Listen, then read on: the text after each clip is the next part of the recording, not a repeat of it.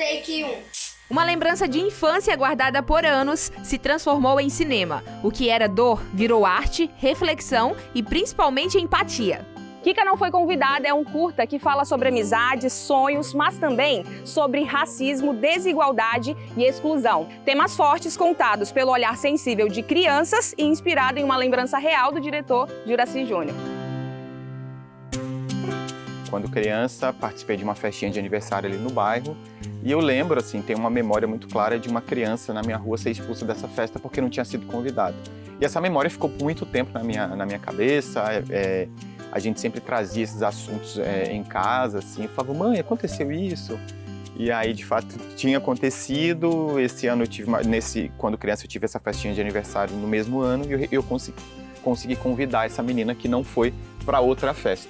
E depois de um tempo, já adulto, já artista, consciente do que eu faço, eu participei de um mergulho, uma imersão com Fátima Toledo, em São Paulo, uma preparação de elenco. E essa história veio, né? A gente revisita algumas memórias para criar emoções de personagens. E aí, dali então, eu falei, cara, essa história tem muita potência, eu acho que pode ser um filme. Vou começar pelo curta-metragem, vamos ver como que ela desenvolve. E a gente conseguiu chegar num roteiro, assim, incrível, digamos. Inspirado em vivências reais na periferia de Porto Velho, o filme acompanha Kika e Jordison, duas crianças unidas pela cumplicidade e pelo desejo de pertencer. Para mim foi uma experiência bem nova e desafiadora para mim, porque eu nunca fui a protagonista em um filme, eu também nunca gravei um filme. Eu aprendi que a gente não pode ter preconceito com os de baixa quantidade de dinheiro e de preconceito, que a gente também não pode fazer isso. Que o preconceito não é bom, quanto o de pele, quanto o de dinheiro. Para escolher o elenco infantil, Juracy apostou em um processo inédito. Nada de testes convencionais.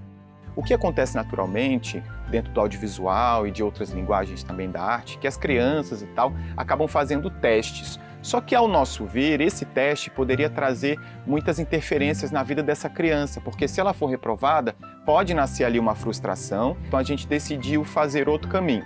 A gente aplicou várias oficinas de teatro e recreação em alguns pontos específicos da cidade, especialmente na Zona Sul, na Zona Leste, para que as crianças pudessem brincar, ser simplesmente quem elas são, sem nenhum peso de responsabilidade, sem saber exatamente para que aquela atividade serviria. Então foram jogos, brincadeiras para a gente se conhecer.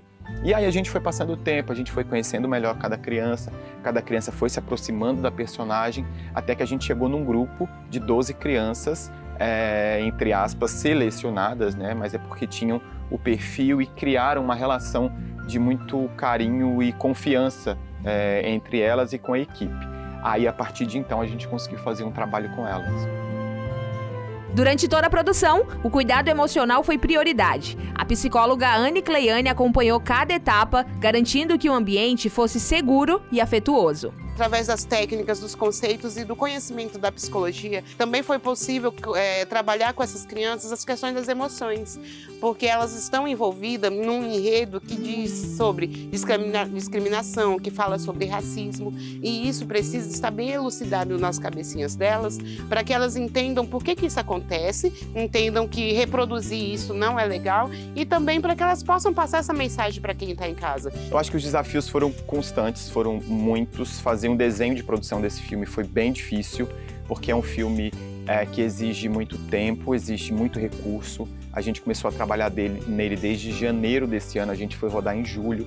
Então a gente teve muitas reuniões estratégicas para pensar, especialmente que o set, o local de gravação, tem que estar pronto para a criança. A criança não pode esperar o tempo do adulto. Muito pelo contrário, a gente, como profissional, tem que estar pronto para aquela criança brincar em cena e oferecer o que ela tem de melhor ali, que é a brincadeira, a leveza. Então, esse trabalho todo, acho que a maior dificuldade foi conduzir tudo para que ficasse tudo leve e pronto para as crianças, né?